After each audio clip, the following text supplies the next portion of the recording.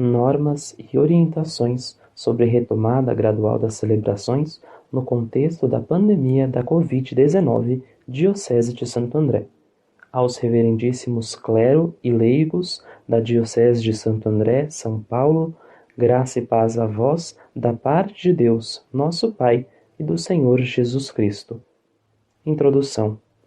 Diante da gravidade da Covid-19, declarada pandemia pela OMS em 11 de março de 2020, a Diocese de Santo André, atenta ao valor da vida e à necessidade de empenho em preservá-la, a partir do mandamento maior da caridade, aderiu ao distanciamento social, quarentena, decretada pelas autoridades públicas, civis e sanitárias com base na ciência. A Igreja Católica, através do Papa Francisco, da CNBB e de nossa autoridade, foi desde o primeiro momento corresponsável nas medidas cautelares quanto a este tempo de atenção sanitária. Este longo período serviu para a maioria de nós ficar em casa, valorizar a igreja doméstica, rezar e refletir sobre o significado que envolve esta situação misteriosa permitida por Deus. Tempo em que nossa fé foi e está sendo provada duramente. A Semana Santa foi truncada, com sofrimento espiritual para o povo fiel impedido de participar. Procuraram-se os melhores modos de manter a comunicação, a pregação da Palavra de Deus e celebrar os sacramentos, através dos veículos de comunicação disponíveis, mormente a internet e TV. Participamos da angústia, sofrimento e preocupação que envolve este tempo dramático. Cumprindo o dever de orientar nossa Igreja Diocesana neste período de incertezas, foram emitidos pela Diocese e assinados por mim, primeiro, um comunicado em 6 de março de 2020, segundo, uma nota pastoral em 14 de março de 2020. Posteriormente, após reunião com os padres coordenadores das 10 regiões pastorais, emitiu-se terceiro um decreto em 17 de março de 2020. Tornando-se mais rígida a situação, foi emitido quarto decreto em 20 de março de 2020, suspendendo todas as atividades pastorais e celebrações, inclusive a Santa Missa e demais atividades com aglomeração de fiéis. Após consulta aos competentes organismos diocesanos, foi emitido quinto decreto em 2 de abril de 2020, concernente à administração diocesana nesta nova situação, no qual solicitei aos clérigos, em vista do bem comum, entre outras coisas, a doação de um percentual de suas ajudas de custo côngruas e aos quais agradeço a generosidade. Após 70 dias de quarentena, salvaguardadas as competências próprias e independentes da Igreja, observando as determinações das autoridades civis e da área da saúde, segundo o ordenamento jurídico relativo ao direito constitucional à liberdade de culto, levando em conta normas indicativas em estudo pela CNBB, indicamos aqui algumas regras ou orientações para a volta gradual das celebrações presenciais em nossas comunidades eclesiais. Nada pode nem deve substituir a vida sacramental e litúrgica, fonte e ápice da nossa Igreja Católica Apostólica Romana. São muitos os fiéis que, a partir desta verdade, pedem que a Igreja leve em conta suas necessidades espirituais, já que os supermercados, bancos e farmácias abertos suprem suas necessidades materiais. Levando-se em conta de antemão a gravidade da situação e que o perigo não passou, e que tão logo não voltaremos à situação que havia antes desta pandemia, a necessidade de prudência e vigilância constantes. Entramos, com esta perspectiva, no período de retomada gradual das atividades religiosas celebrativas, a par de outras atividades essenciais. Esta retomada deve ser praticada nos municípios que possibilitam a abertura das igrejas, inclusive editando normas aqui incorporadas. Convém considerar as disposições da autoridade estadual, embora não haja impedimento da autoridade federal, conforme Decreto Federal número 10.282 de 2020 e autoridades municipais. Lembramos que no Brasil, as determinações relativas ao culto religioso não podem vir da autoridade estatal, nem para proibir ou obrigar o seu exercício. Isto devido à cláusula pétrea representada pelo artigo 5º da Constituição Federal, que garante a liberdade religiosa. Além disso, o artigo 2º do Acordo Brasil-Santa Sé reconhece à Igreja Católica o direito de desempenhar sua missão orientada por seus dirigentes, observando o ordenamento jurídico brasileiro. Portanto, a Diocese de Santo André, reiterando seu compromisso com a vida, que a faz levar em conta as orientações da OMS, Ministério da Saúde e Vigilância Sanitária, através dessas orientações, fornece às suas comunidades paroquiais e todos os seus organismos pastorais normas disciplinares a serem seriamente observadas. Antes das missas, preparação do local e condições para celebrar e participar. 1. É necessário extremo cuidado e atenção nos ritos, práticas religiosas e celebrações que envolvam proximidade ou contato físico entre fiéis. 2. Deve-se deixar em lugar visível à entrada do local orientações aos fiéis sobre o perigo da expansão da Covid-19, os cuidados e prevenção que se deve ter a respeito desta pandemia. 3. É necessário que na entrada do local haja voluntários ou colaboradores, formando equipes de acolhida que auxiliem os fiéis no cumprimento das normas de proteção, que favoreçam o acesso e a saída dos fiéis, vigiando para que as normas sejam cumpridas. Se possível, a porta de entrada seja distinta da de saída, para que os fiéis não se cruzem.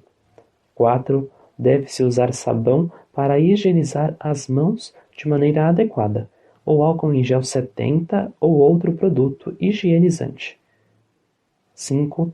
As igrejas deverão fornecer álcool em gel 70 ou outro produto desinfetante para uso obrigatório dos fiéis ao adentrarem o local. Convém medir a temperatura dos participantes. 6.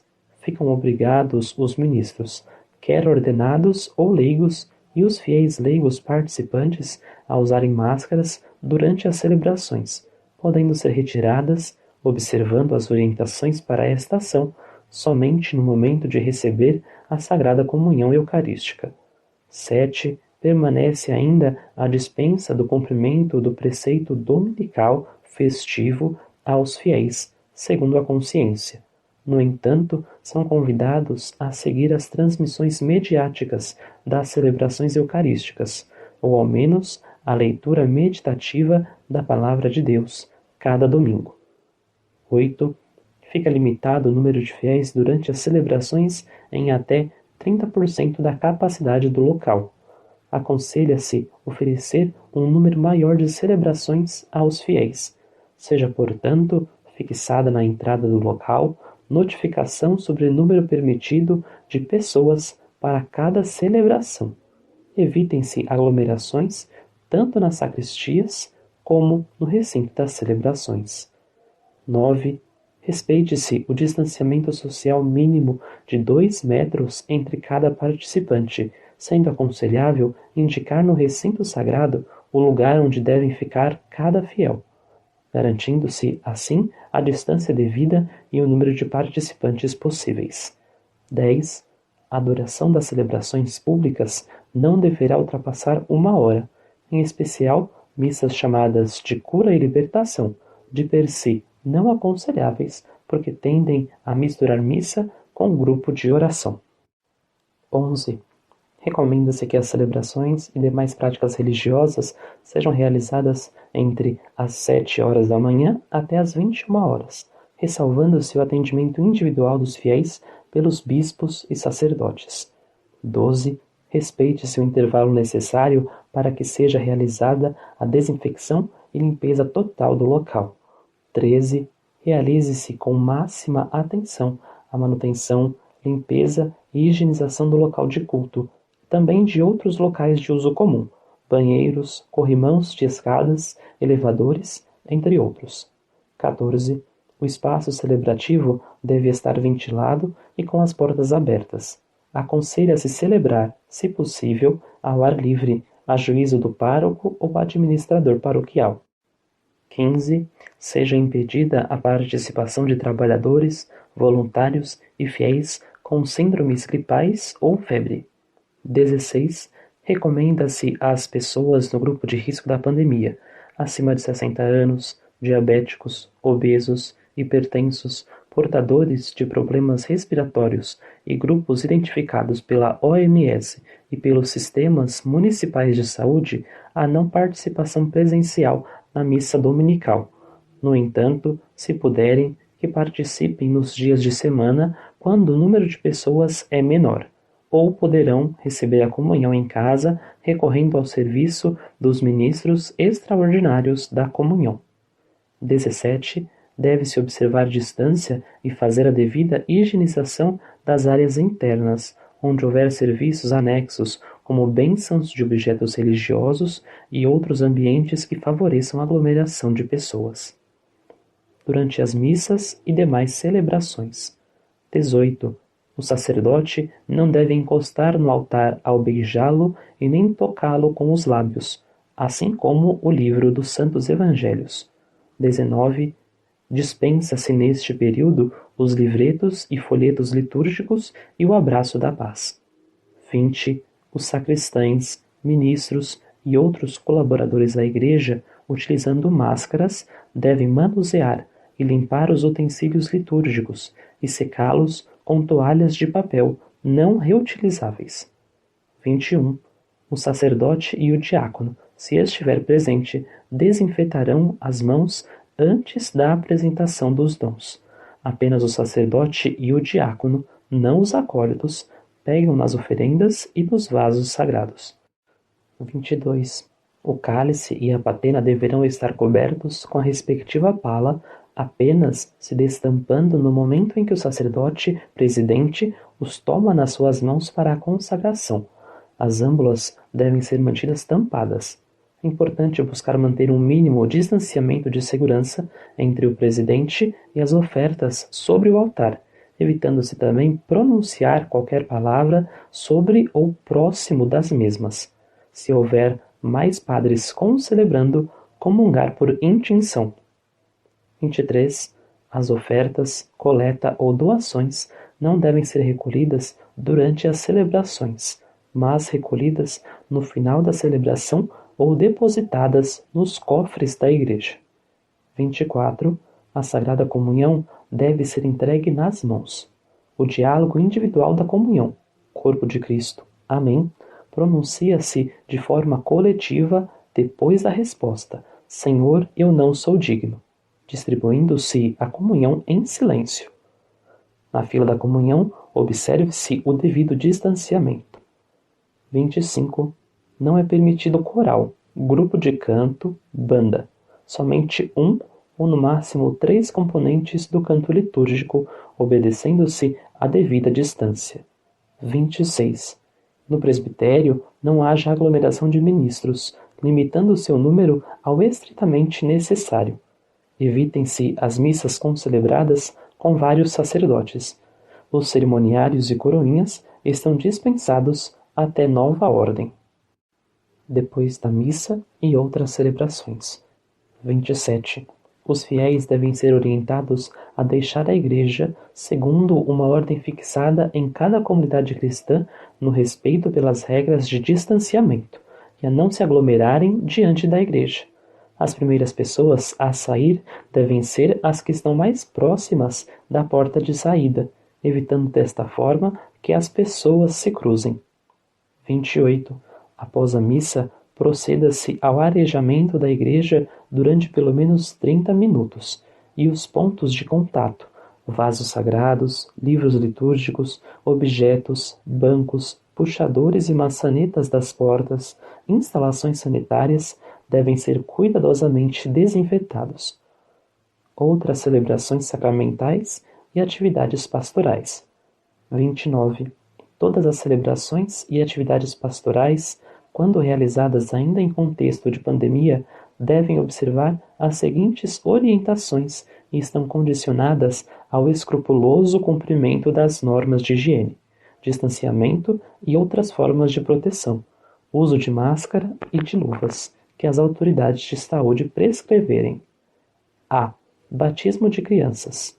30. Para o sinal da cruz, nos ritos de acolhida, o ministro traça uma cruz diante de cada batizando, sem contato físico. Os pais, mas não os padrinhos, a não ser que também eles coabitem com a criança a ser batizada, farão o sinal da cruz na fronte do filho. 31. Para a unção pré-batismal, o ministro dirá a fórmula prevista e ungirá como estabelecido no ritual o peito da criança, utilizando-se de um pouco de algodão embebido no óleo dos catecúmenos para cada criança, tendo o cuidado de não tocar diretamente na criança. Havendo contato, o ministro procederá à higienização dos dedos antes de fazer a unção de outra criança. Após a celebração, o algodão utilizado nas unções será incinerado. 32. Em cada celebração do batismo, proceda-se à nova bênção de água limpa. Na administração da água batismal, haja o cuidado de que a água derramada no ato do batismo não seja reutilizada para nenhum outro fim ou batismo. O ministro poderá, no entanto, usar para todos os batismos a mesma concha, previamente higienizada, desde que não ocorra contato físico com a criança. 33. Em relação à unção pós-batismal, omite-se a unção, mas se diz a oração própria da mesma. Ritual do batismo de crianças, 210. 34. O rito opcional da entrega do sal seja omitido. O rito do éfata poderá ser mantido. Nesse caso, o ministro estenderá a mão direita na direção dos eleitos, sem contato físico, e pronunciará a fórmula prevista. Ritual do batismo de crianças, número 159. 35. Nenhum dos demais ritos da liturgia do batismo supõe qualquer contato físico a não ser dos pais com a criança que é batizada. 36. Com estes procedimentos, pode ser autorizada a celebração de batismos quer de uma só criança, quer de várias, respeitando-se as orientações em relação à ocupação do espaço e às normas de higiene e distanciamento iguais às previstas para a celebração da missa dominical. Restringe-se a participação somente dos pais e padrinhos na celebração do batismo. B. Confirmação. 37. Ficam suspensas até segunda ordem a celebração do sacramento da crisma, porém, nos casos que se julgar necessária sua administração, observem-se as normas a seguir. 38. As celebrações da confirmação estão sujeitas às mesmas restrições e condicionamentos das celebrações de missas acima elencadas, especialmente o uso de máscara de proteção é obrigatório. 39. Sendo vários os crismandos, use-se um pouco de algodão embebido do santo crisma para cada unção, tendo o ministro o cuidado de não tocar diretamente na fronte do crismando. Havendo algum contato, o ministro procederá à higienização dos dedos envolvidos no contato antes de proceder à unção de outro crismando. A saudação da paz limitar-se-á ao diálogo sem contato. Após a celebração, o algodão utilizado na unção será incinerado. 40. Os padrinhos, de máscara, aproximam-se dos afilhados, que já devem estar com o nome no crachá e também de máscara, porém, sem tocar em seu ombro, a não ser que vivam no mesmo convívio familiar. C. Primeiras comunhões. 41. As celebrações com primeira comunhão eucarística estão sujeitas às mesmas restrições e condicionamentos das celebrações da Santa Missa acima elencadas. 42. As crianças preparadas para a primeira comunhão e cujos pais assim o desejem, podem, de acordo com o pároco, fazê-la sempre com pequenos grupos, em uma missa dominical, sem excluir uma posterior participação numa celebração mais solene. D. Sacramento da Reconciliação. 43. Na celebração do Sacramento da Reconciliação, para além das medidas gerais de prevenção, deve-se escolher um espaço amplo, se possível ao ar livre, que permita manter o distanciamento entre confessor e penitente, sem comprometer a confidencialidade e o inviolável sigilo sacramental. 44. Ao terminar a celebração, aconselha-se reiterar a higiene das mãos e a limpeza das superfícies utilizadas. E unção dos enfermos. 45. Redobrem-se os cuidados de higiene e usem-se máscaras de proteção, evitando-se o contato físico na imposição das mãos. 46. Na administração do óleo dos enfermos, use-se um pouco de algodão embebido no óleo dos enfermos, de modo a evitar contato físico, podendo para tal usar luvas no caso de pessoas com a Covid-19. 47. Os sacerdotes mais idosos ou enfermos não devem ministrar este sacramento a pessoas com suspeita de estarem infectadas por coronavírus. F. Ordenações. 48. Em termos de participantes, as ordenações estão sujeitas às mesmas restrições e condicionamentos das celebrações da missa, restringindo-se à participação presencial. G. Matrimônio. 49. As celebrações matrimoniais estão sujeitas às mesmas restrições e condicionamentos da missa, como acima exposto. 50. As alianças deverão ser manipuladas exclusivamente pelos noivos. H. Exéquias. 51. As exéquias cristãs devem ser celebradas respeitando os costumes locais com a presença dos familiares, tendo em conta as normas de segurança. 52. Apesar de tal ser difícil, nestes momentos de dor, não deixe de se recomendar a omissão de gestos de afeto que impliquem contato pessoal, a importância de se manter a distância de segurança. E visitas à igreja para a oração ou adoração ao Santíssimo. 53. As igrejas podem estar abertas durante o dia para visitas individuais de oração ou adoração ao Santíssimo Sacramento, desde que se observem os requisitos determinados pelas autoridades de saúde. Os fiéis devem ser orientados a não tocarem em qualquer imagem ou objeto expostos na igreja. J. Ações formativas e atividades pastorais. 54. As atividades caritativas exercidas nas comunidades através da prática das obras de misericórdia e o vicariato episcopal para a caridade social devem ser praticadas levando-se em conta todas as recomendações de precaução já sinalizadas. Trata-se de preservar vidas. 55. As atividades de catequese e outras ações formativas continuarão a ser realizadas apenas por meios telemáticos ou se seguirá a orientação da Comissão Bíblico-Catequética aprovadas pelo Coordenador Diocesano de Pastoral. 56. Ficam adiadas as visitas pastorais do Bispo Diocesano já programadas até o final deste ano de 2020. 57.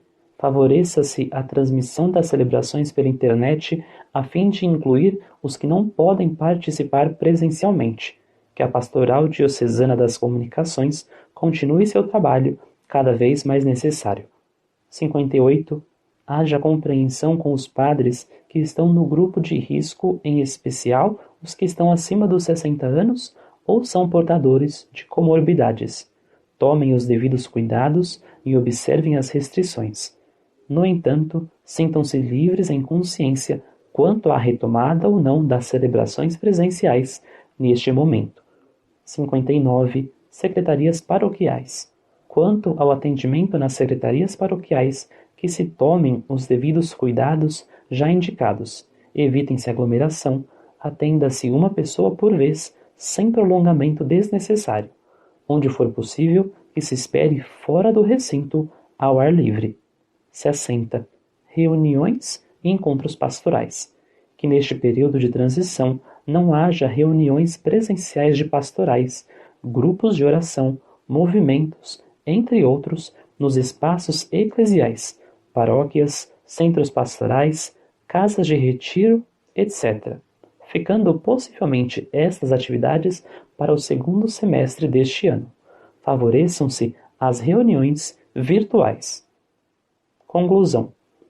As presentes disposições são válidas a partir da data da publicação deste documento, ficando revogadas disposições anteriores em contrário. Porém, entram em vigor no dia 13 de junho, festa de Santo Antônio de Pádua.